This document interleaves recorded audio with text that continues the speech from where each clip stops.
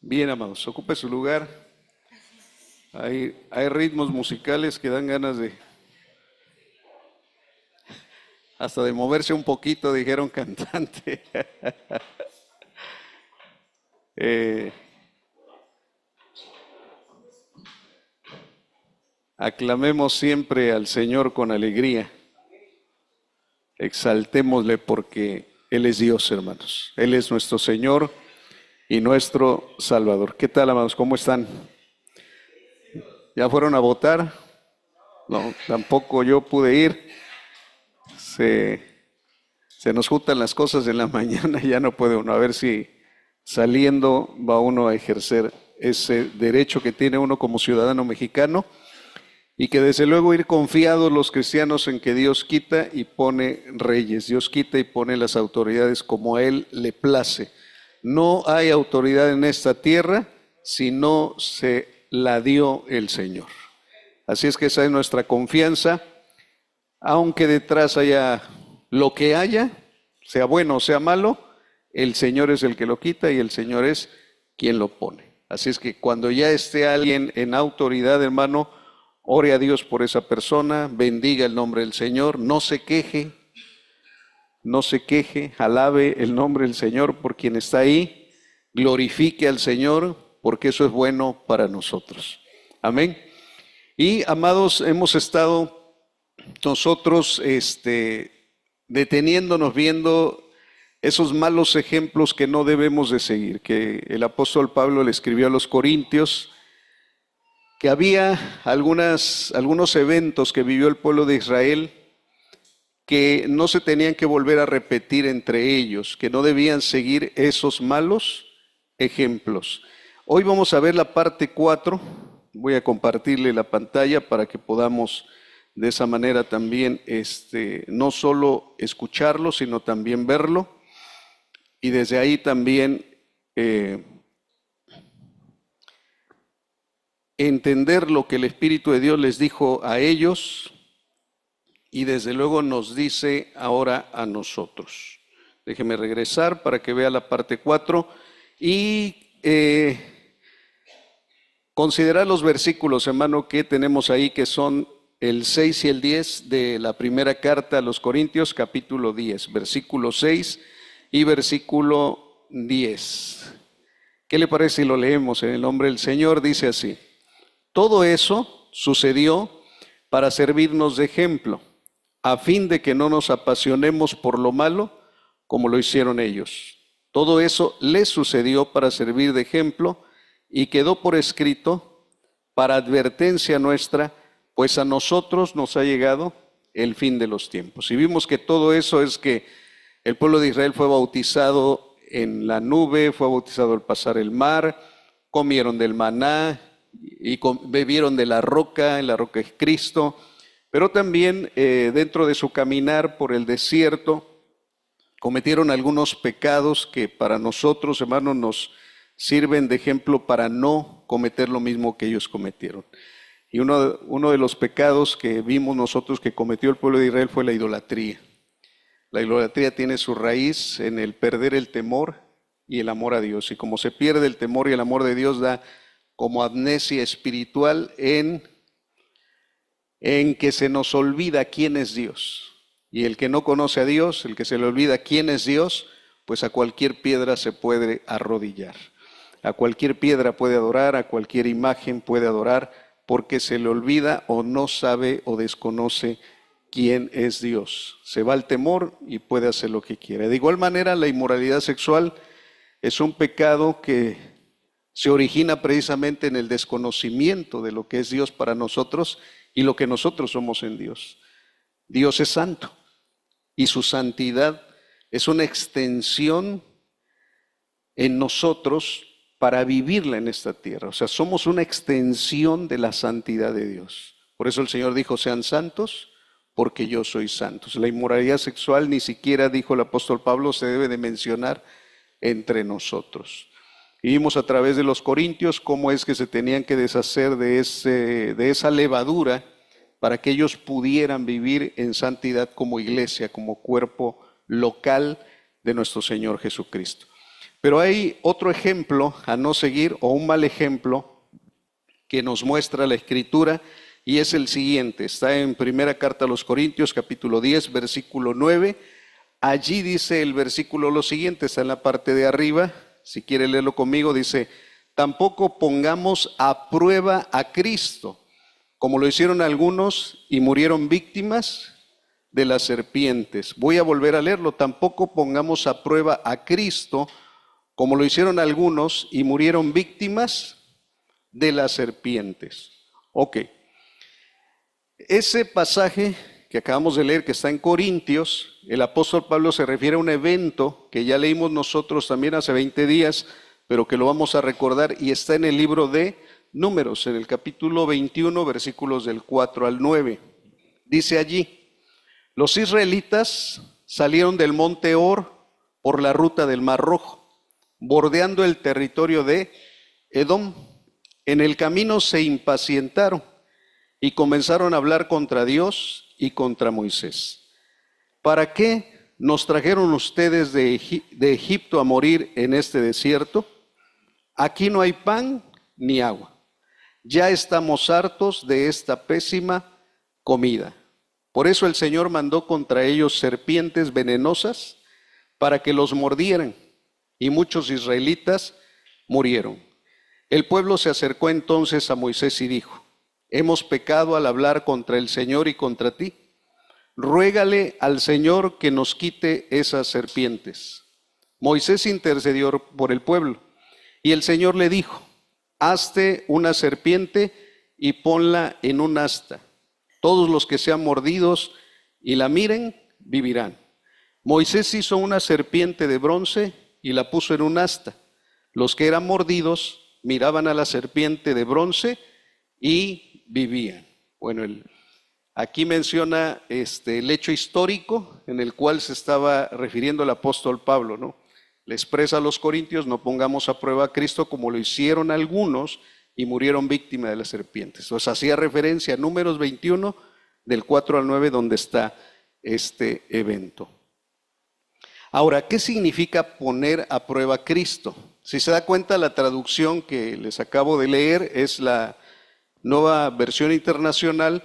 Hay otras versiones en la Biblia que lo traducen como no tentarás a Dios, o sea, no tentarás a Dios, no tentar a Dios, o no tentemos a Dios. Entonces, tanto poner a prueba como tentar significan lo mismo. Es más, hay otras versiones que tentar también lo traducen como provocar. Entonces serían tres prácticamente las acepciones: como probar, tentar, o incluso provocar. Y aquí, de hecho, en el original no aparece precisamente la palabra Cristo, o en el griego sería Christos, pero sí aparece la palabra Kurios, que significa Señor. En ese versículo, algunos por eso lo tradujeron como Cristo. Dice: no pongas a prueba a Cristo.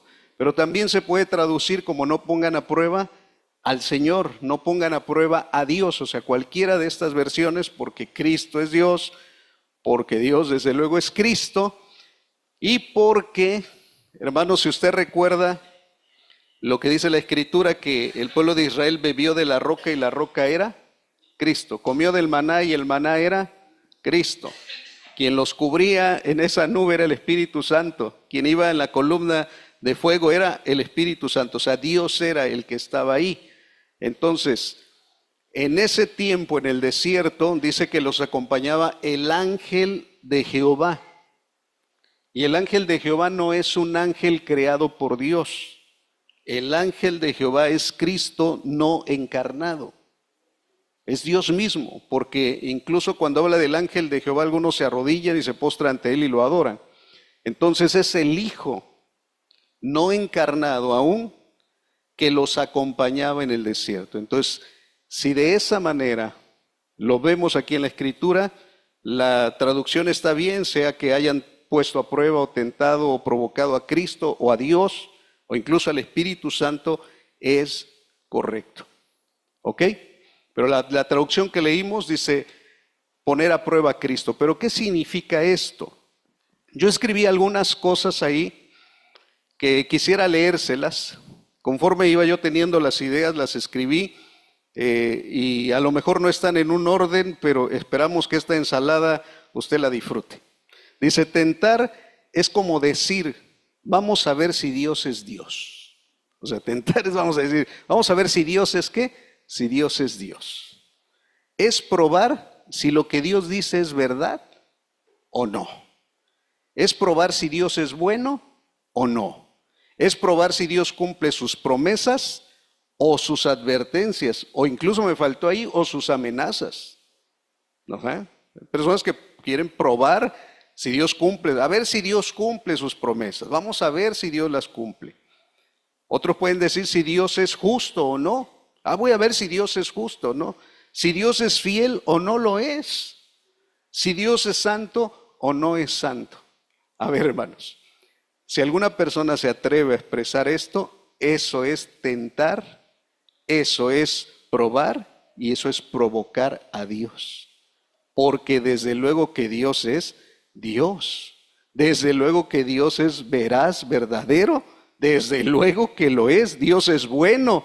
Dios cumple sus promesas, sus amenazas y sus advertencias. Dios es justo, Dios es fiel, Dios es santo.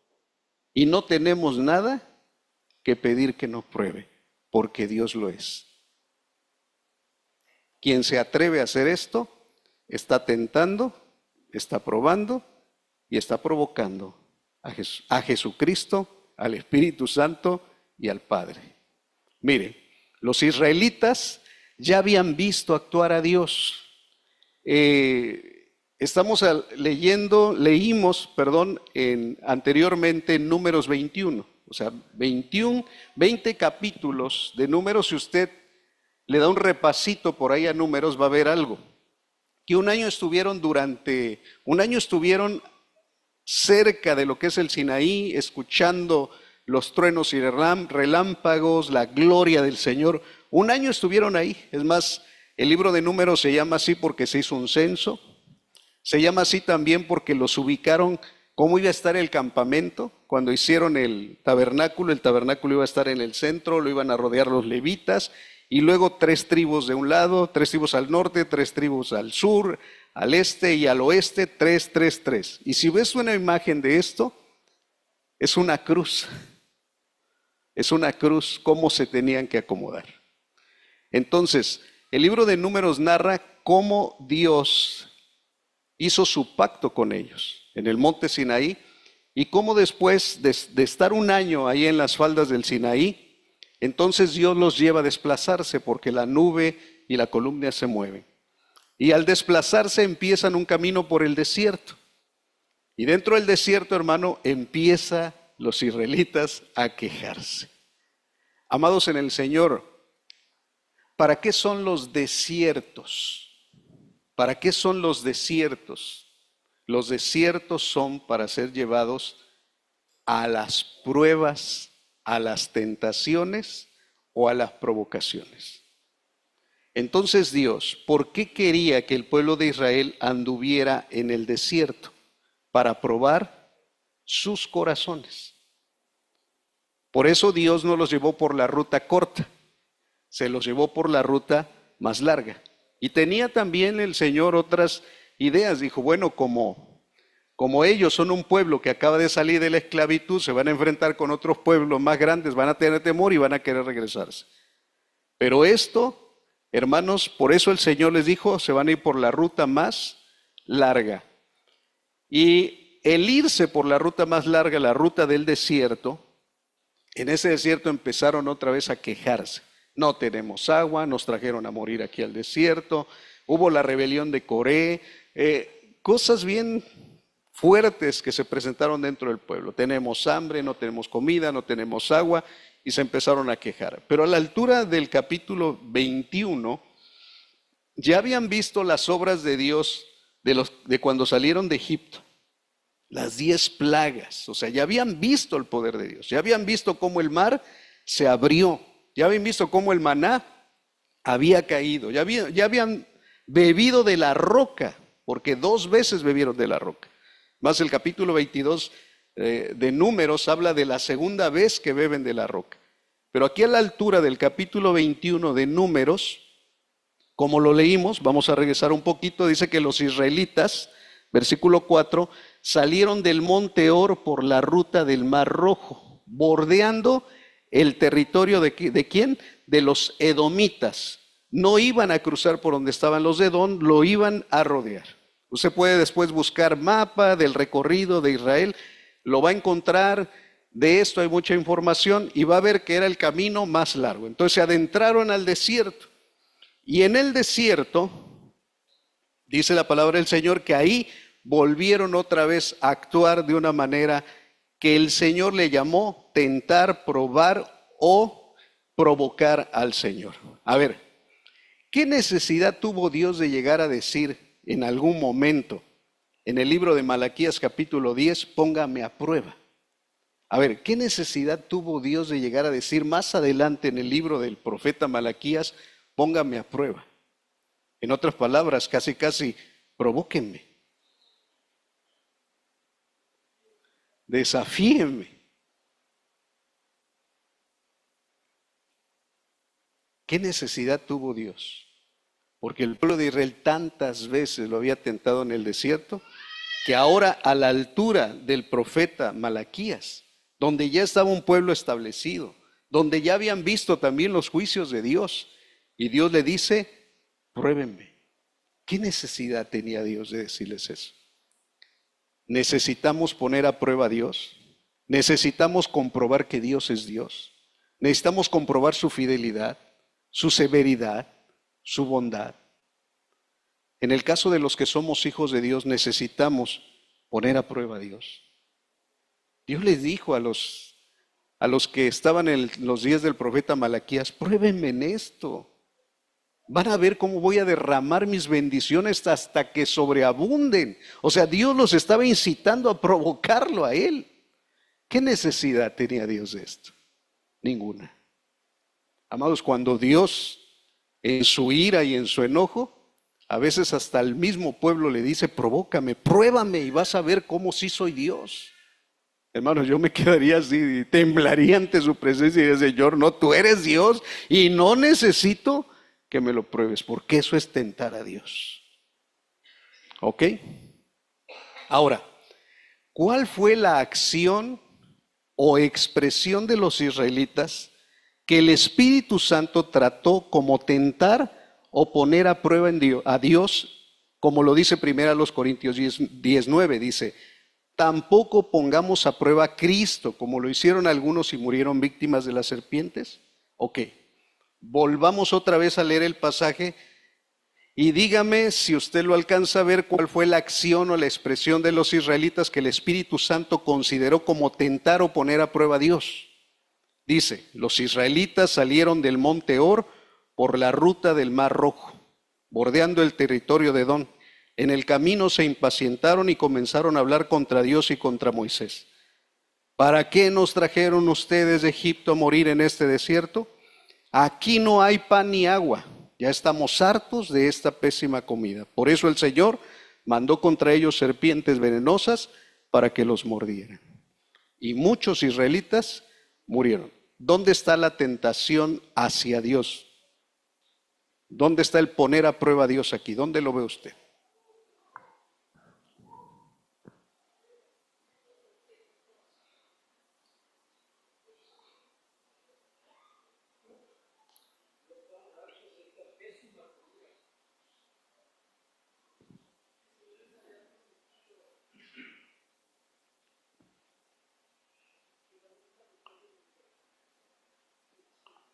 Dios les había prometido un territorio donde les iba a dar leche y miel. ¿Era una promesa de quién? De Dios. ¿Había una qué? Promesa. ¿Había una palabra de quién? No del vecino, no del compadre, no del faraón, no de Moisés, no de Aarón. Una palabra, una promesa de quién, amados. Una promesa de quién? De Dios.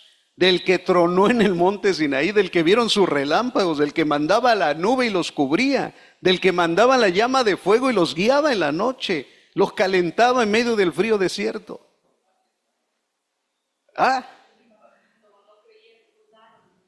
no creyeron, dudaron, se impacientaron, todo eso tiene que ver. Hubo queja. Porque yo leí Corintios y dije, tampoco pongamos a prueba. Luego leí Números y dije, ¿y dónde está la prueba? O sea, ¿dónde probaron a Dios?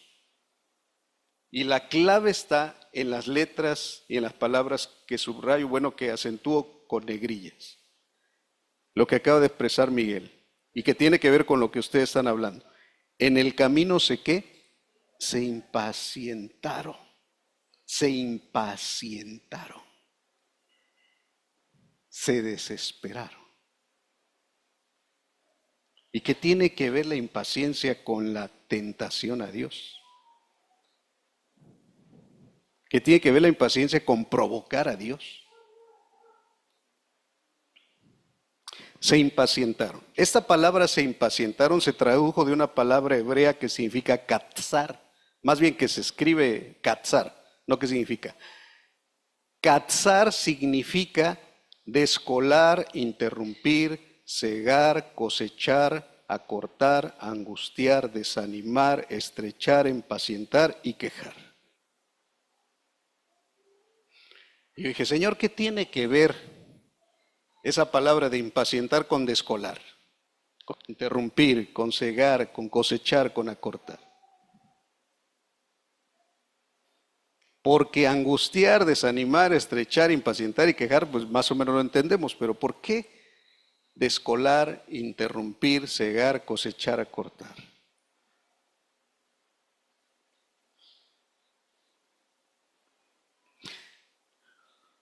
Cuando viene el tiempo de la siega, es porque la cosecha ya sea qué, ya está lista y ya terminó ese periodo de madurez, o sea, ya está listo.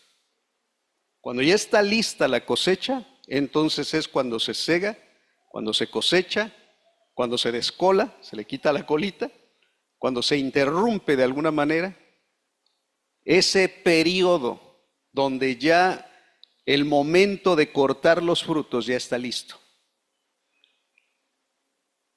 Eso quiere decirse que cuando se impacienta la persona, aunque el fruto no esté listo, para él el fruto ya está listo.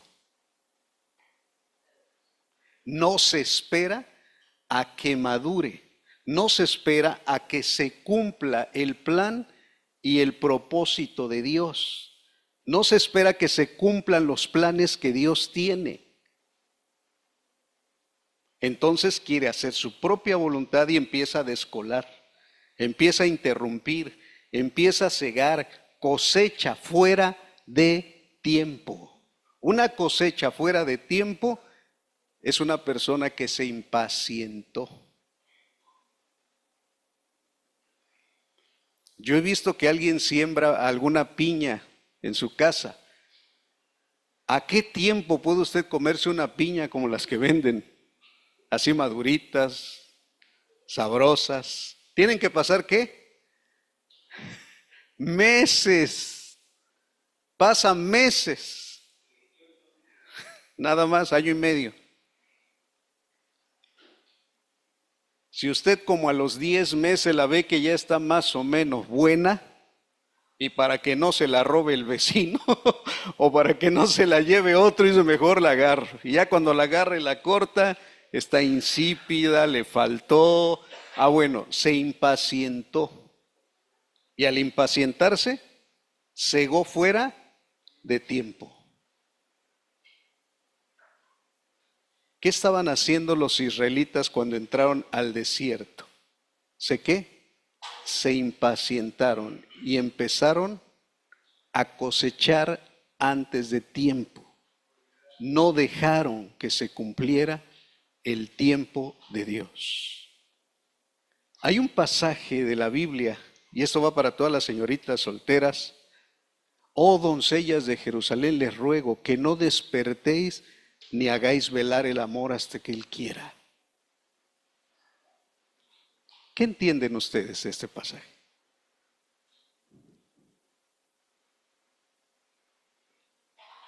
No despierten ni hagan velar el amor hasta que Él quiera. O sea, en cuestiones del amor todo tiene su qué, su tiempo. En cuestiones del matrimonio todo tiene su tiempo. No lo atrases, tampoco lo adelantes. Todo tiene su tiempo. Quien hace lo contrario tienta a Dios porque se desespera, se impacienta y dice, si tú no me das, yo agarro. ¿Y cómo le va a ir? Como le fue al pueblo de Israel. A lo mejor no va a aparecer una serpiente y te va a morder, pero algo no va a salir bien. Y ya ahí viene la palabra angustiarse, porque se angustiaron, se desanimaron, no veían nada. Era desierto, hermanos. Era desierto, ellos se desanimaron, se estrecharon, se impacientaron y se empezaron a quejar. Ahora, ¿por qué la impaciencia es probar o tentar a Dios? ¿Por qué? Y lo que expresaban por aquí de este lado, ¿por qué hay duda o se olvida de quién es Dios y sus tiempos y sus planes? ¿Se nos qué? ¿O se les olvidó a los israelitas los planes que Dios tenía? De introducirlos, como expresaron, a una tierra que, donde les iba a dar leche, miel, donde ya habían ido, hermano, los espías, habían ido 2 espías. Y dice que un racimo de uvas lo traían entre 2 personas. A ver, deténgase un momento. Yo creo que las uvas han de haber sido el tamaño de una naranja. Ya para traer un racimo de uvas entre 2 personas, esa tierra, hermanos, producía, pero bien que producía.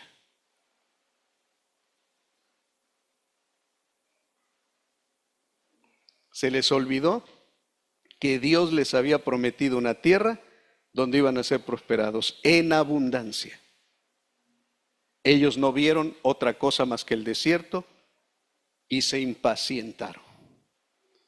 Entonces, ¿por qué la impaciencia es probar o tentar a Dios? Porque hay duda o se olvida de quién es Dios, sus tiempos y sus planes, o sus propósitos, o incluso también sus promesas.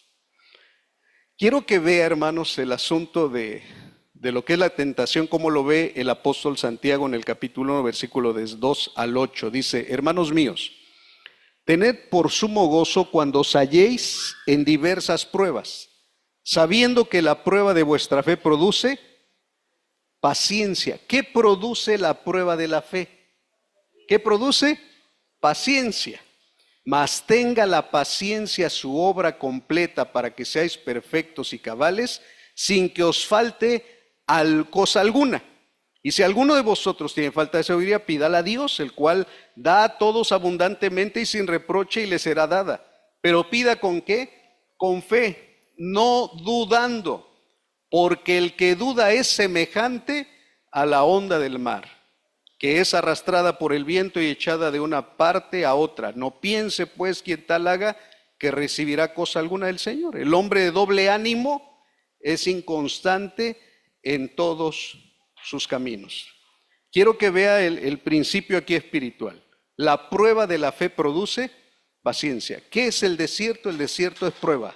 ¿Qué estaba probando Dios de los israelitas? Su fe. ¿Qué tanto le creían a Dios? No tanto que tanto creían en Dios, sino que tanto le creían a Dios en sus palabras y lo que le había dicho. ¿Qué tanto le creían a Dios? Eso era lo que estaba probando en el desierto. Y la impaciencia muestra duda.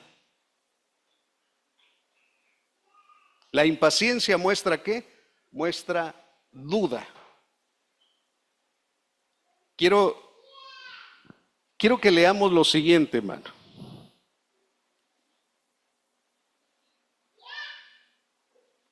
Mire, desconocer, olvidarse de quién es Dios, de sus tiempos y sus planes, lleva a tentarlo con la impaciencia. La duda o incredulidad es la fuente de la impaciencia. O sea, cuando se duda, cuando hay incredulidad, esa es la fuente donde surge la impaciencia. El antídoto para la impaciencia es ser constantes en la fe del Hijo de Dios. Y pongo la fe del Hijo de Dios porque no es ni siquiera la fe de usted. ¿Es la fe de quién? La fe del Hijo de Dios. Y fe es igual a fidelidad. Permanecer fieles en el Señor es el antídoto para la impaciencia. Y permanecer fiel es creerle a Dios. Ahora, Aunque seamos infieles, esto lo dice un pasaje de la Escritura, Dios permanece fiel. Aunque seamos infieles, Dios permanece ¿qué? Fiel. Pero yo no quiero ser de los infieles. Yo quiero ser fiel porque Dios permanece fiel. Ahora, el antídoto para no tentar o probar a Dios es conocer la palabra escrito está. En Mateo 4:7, Mateo 4, del 1 al 7, habla de la tentación del diablo hacia Jesús. Por eso dicen algunos, es que Jesús no es Dios porque Dios no puede ser tentado y como Jesús sí fue tentado. Pero Jesús fue tentado en su condición de hombre, no en su condición de Dios. Y tenía que ser tentado.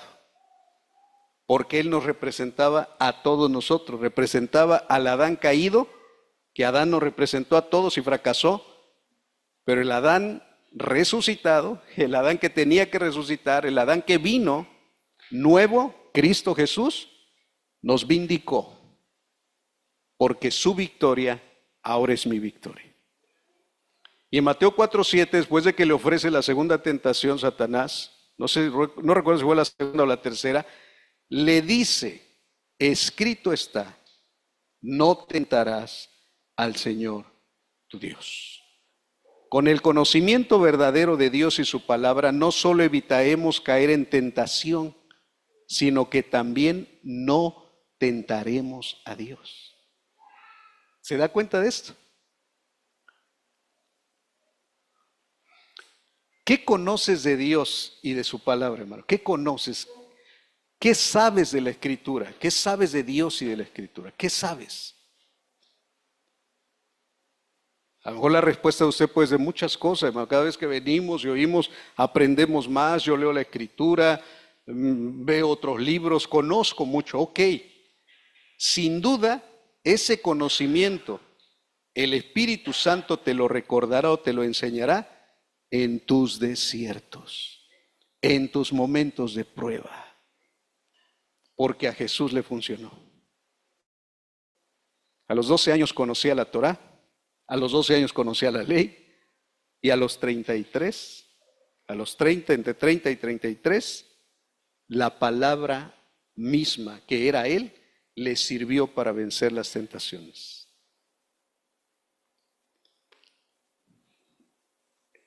Eso que está a continuación, lo que escribí, dice, ¿qué acción o acciones o palabras en la iglesia de Corinto el Espíritu Santo estaba considerando como tentar o poner a prueba a Dios? Ya vimos a los israelitas, o sea, la impaciencia es una manera de tentar a Dios. ¿Por qué? Porque se duda de lo que Dios dijo. Pone a prueba a Dios porque está dudando de sus promesas. Ahora, en el caso de los corintios, eran gente idólatra. Y les dijo, ¿acaso ustedes se creen más fuertes que yo? El Señor se los dijo en un versículo. Con la inmoralidad sexual estaban tentando a Dios, con las divisiones, con el menospreciar la cena del Señor y comerla de manera indigna. Eso es poner a prueba a Dios. Mire lo que dice en la traducción lenguaje actual, 1 Corintios 10:9. Me llamó mucho la atención cómo lo tradujeron, que prácticamente es como más un comentario que una traducción, pero me gustó. Mire cómo dice en traducción lenguaje actual. No tratemos de ver cuánto podemos pecar sin que Cristo nos castigue.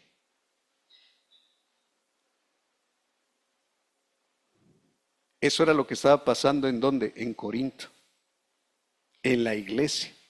No tratemos de ver cuánto podemos pecar sin que Cristo nos castigue. Porque algunos del pueblo lo hicieron y murieron mordidos por serpientes. Amados, guarde este principio en su corazón. No trate de ver cuánto puede pecar sin que Cristo nos castigue. Eso es tentar a Dios. Y los corintios lo estaban haciendo. Por eso ya había algunos enfermos, algunos se habían debilitado y otros ya se habían muerto. No vino una serpiente y los mordió, pero el Señor mandó la muerte y los mató.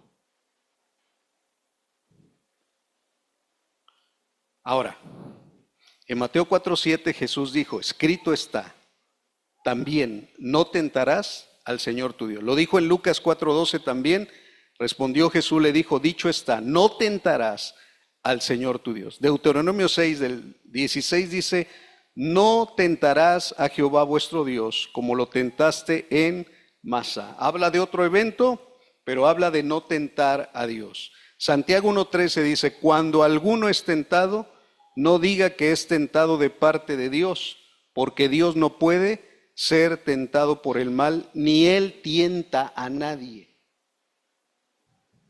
Es lo que le estoy expresando hace un momento. Hermanos, Dios no tienta a nadie para que caiga en el mal. Dios prueba para que nosotros nos demos cuenta qué hay en nuestro corazón y que prueba nuestra fe para que salga más preciosa que el oro mismo. Amén. Entonces, Dios no puede tentarte con algo para caer. Dios te prueba para que puedas salir victorioso de lo que Él te está probando. El que tienta es el tentador. ¿Y el tentador quién es? Satanás. Ese sí tienta, para hacer caer. Ahora, ¿qué hacer si he descubierto que he tentado a Dios? ¿Cuál fue la solución para los israelitas? Dice Números 21, 7 al 8. El pueblo se acercó entonces a Moisés y dijo, hemos pecado al hablar contra el Señor y contra ti, ruégale al Señor que nos quite esas serpientes. Moisés intercedió por el pueblo y el Señor le dijo, hazte una serpiente y ponla en un asta. Todos los que sean mordidos y la miren, vivirán. Moisés hizo una serpiente de bronce y la puso en un asta. Los que eran mordidos y miraban a la serpiente de bronce, vivían. Este evento, hermanos, aunque parezca extraño, todas las cosas que Dios hace son de acuerdo a su voluntad, su plan, su propósito. No hace nada así por ocioso. Todo lo hace, aunque nos parezca extraño, para el bien incluso de su pueblo. Entonces, ¿qué solución hubo para los israelitas? Dice primero, que se arrepintieron, porque dijeron, hemos pecado al hablar contra el Señor. Hemos pecado, tentamos al Señor. Por eso ruégale al Señor que nos quite las serpientes. Moisés intercede por el pueblo y el Señor le dice, hazte una serpiente y ponla en un asta y todos los que sean mordidos y la miren vivirán. Esa serpiente que hizo fue de bronce. La hizo de bronce, la enredó en un asta, la puso en un lugar donde la pudieran ver y todos los que volteaban cuando los mordía la serpiente. Hay una especie, leía yo, que dice que en aquellos tiempos, no sé si actualmente en esas zonas desérticas, una especie llamada lipsis, esa especie cuando mordía, esa especie de serpiente cuando mordía, dice que sentía la gente un ardor en todo el cuerpo, que sentía como si se estuvieran literalmente quemando. Dice que su veneno eso producía en las personas. Incluso hay un pasaje de la Escritura en Deuteronomio donde el Señor les dice, yo los traje con cuidado y los libré de las serpientes ardientes. Eso quiere decir que esa especie muy posiblemente fue la que mordía a estos israelitas. Y cuando los mordía y sentían ese ardor que les empezaba a correr por todo el cuerpo y dice que unos gritaban de desesperación, miraban a la serpiente de bronce y ellos eran sanados. ¿Ok? Pero más adelante, hermano, encontramos un hecho, porque ¿qué pasó con la serpiente de bronce? Mire lo que dice 2 de Reyes 11, 3 al 4. Ezequías hizo lo que era agradable a los ojos del Señor, igual que su antepasado David. Él quitó los santuarios paganos, destrozó las columnas sagradas y derribó los postes dedicados a la diosa Aserá. Hizo pedazos la serpiente de bronce que Moisés había hecho, porque la gente de Israel seguía ofreciéndole sacrificios. La serpiente de bronce se llamaba Neustán u objeto hecho de bronce. Lo que era el pueblo de Israel, hermanos, que dejó de ver a Dios y empezó a ver a la serpiente.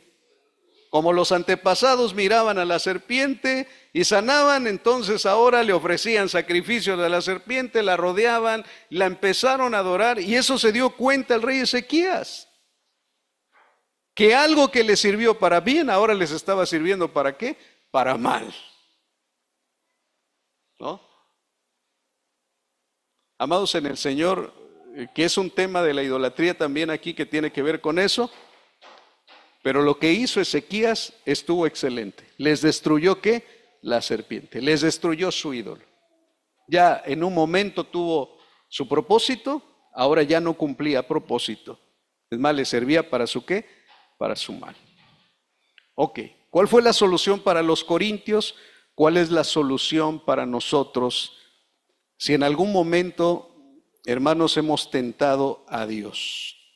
Jesús expresó las siguientes palabras: como levantó Moisés la serpiente en el desierto, así también tiene que ser levantado el Hijo del Hombre, para que todo aquel, para que todo el que cree en él tenga vida eterna. Dice que en el desierto, cuando levantó Moisés la serpiente de bronce, lo mordía la serpiente, volteaban a ver la serpiente de bronce y vivían. Y Jesús toma ese ejemplo cientos de años después y le dice: así como Moisés levantó la serpiente, el Hijo del Hombre va a ser levantado en una cruz para que todo aquel que en él cree tenga vida eterna. Amados en el Señor, todos, sin excepción, en algún momento tentamos a Dios, sea fuera de Cristo o incluso dentro. No hemos, a lo mejor nosotros dicho: ¿y dónde está Dios? Es que como que no te siento. ¿Y dónde está la promesa de Dios que estaría con nosotros todos los días hasta el fin del mundo? Señor, como que te estás olvidando de mí. Señor, ¿no será que tenga yo que hacer esto porque tú ya no te, Señor, no te veo tan puntual con lo que necesito para mi casa? ¿No será que ya se te olvidó? Amados en el Señor, eso es tentar a Dios. Estamos probando si Dios es fiel. Estamos probando si Dios cumple sus promesas o no. Y eso es tentarle. No recuerdo si escribí algo aquí.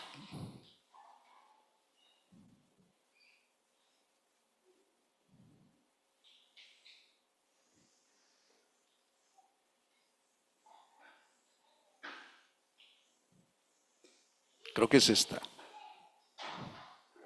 Mire, las pruebas y las tentaciones llegan para el ser humano en los desiertos.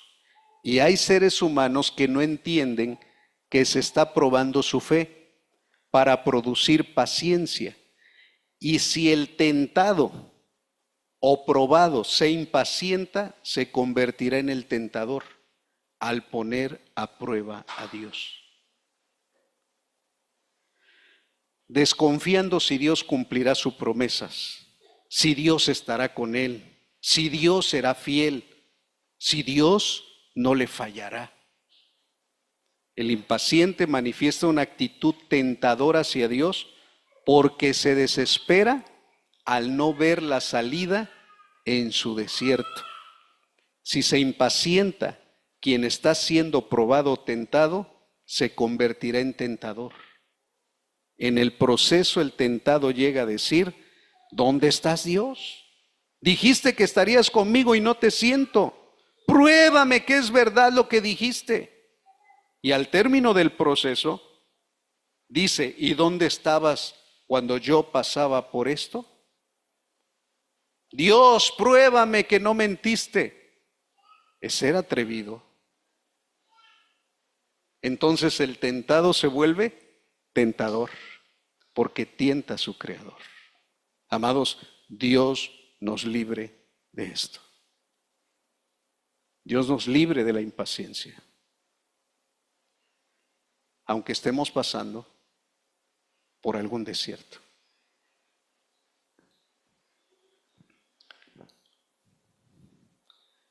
En 15 días para acá el Señor me empezó a recordar un versículo de Oseas, donde le habla al pueblo de Israel y dice, yo la llevaré al desierto y le hablaré con ternura, le hablaré a su corazón.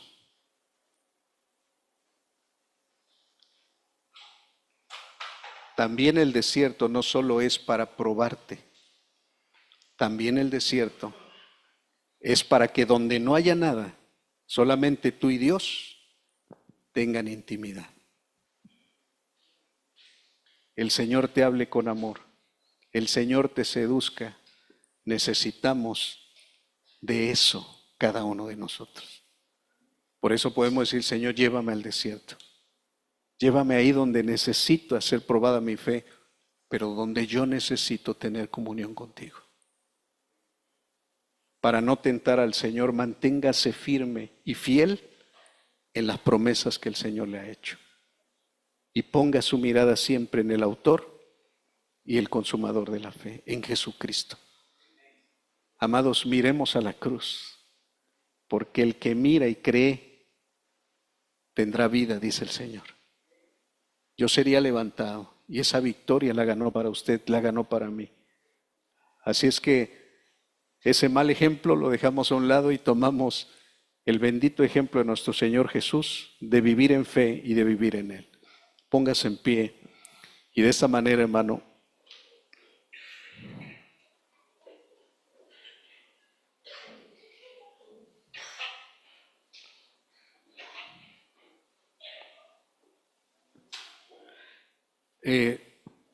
dentro de lo que compartí, dentro de lo que leyó usted o lo que el Espíritu le habló, identificó, hermanos, si en algún momento de su vida tentó usted a Dios, lo probó, lo provocó. Si ha sido así, ¿qué hago? Porque puede ser que las consecuencias las esté padeciendo. ¿Qué hago? Primero, arrepiéntase, como lo hizo el pueblo de Israel. Señor, hemos pecado, dijo. Hemos pecado.